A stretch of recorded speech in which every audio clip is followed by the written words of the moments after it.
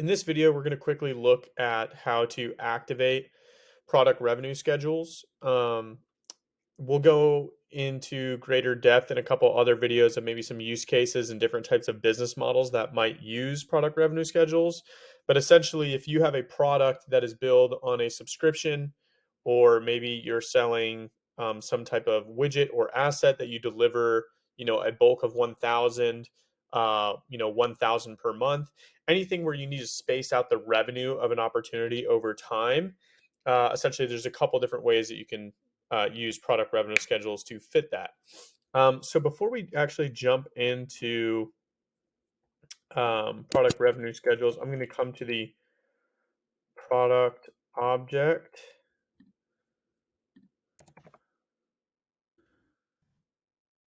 Okay, cool. I wasn't sure if those would show, but we're going to want to jump in and look at some fields in there before we finish this video. So essentially what I'm going to do when I'm at home in the setup menu is just look at product schedule settings. And then you see there's a quantity schedule and then a revenue schedule.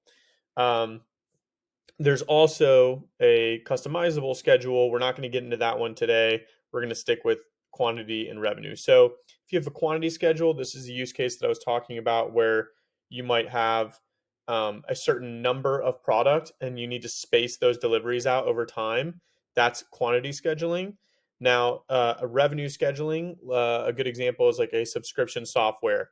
So you have a year-long agreement and you're going to bill quarterly or you're going to bill monthly.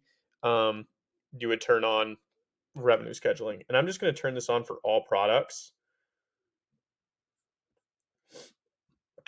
And now I'm going to jump into our product object.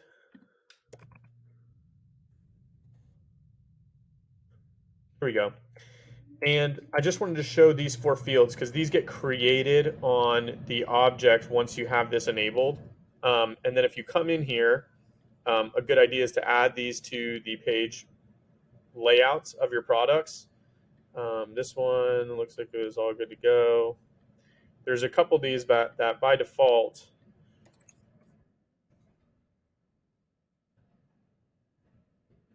here we go. Okay, well maybe in this test score, they all get set up to visible right away.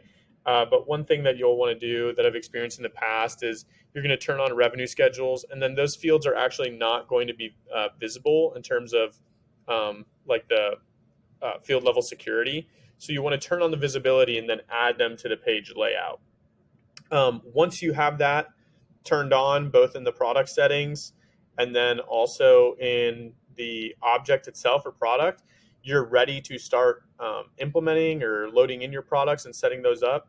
So we'll go into more in depth on those videos after this video, just because we'll want to break that up into the two different use cases.